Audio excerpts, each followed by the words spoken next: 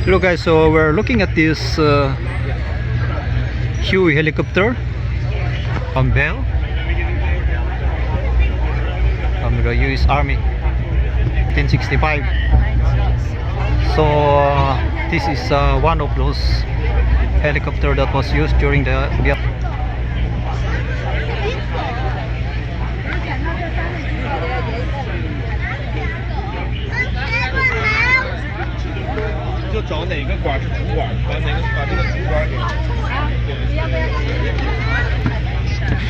Look at that.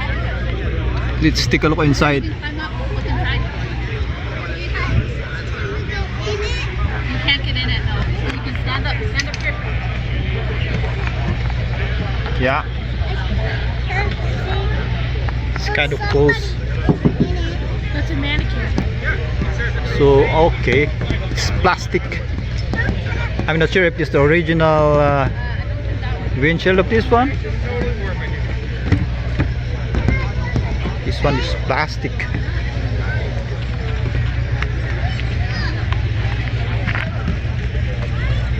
For here it's, yeah, it's a plexiglass over here, but it's also like, it's like a plastic. It's not like, it's not a glass, it's like a plastic.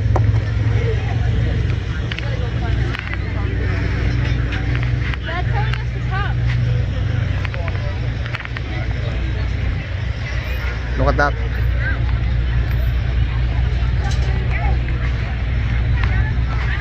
So we have there's a light over here. Maybe this is the, I'm not sure what about this. It's a blinking light. There's another light here. I have no idea what's this for. Maybe just for when it's flying during the night.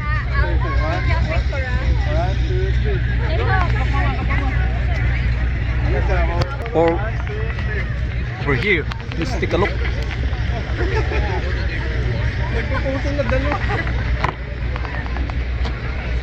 What's inside?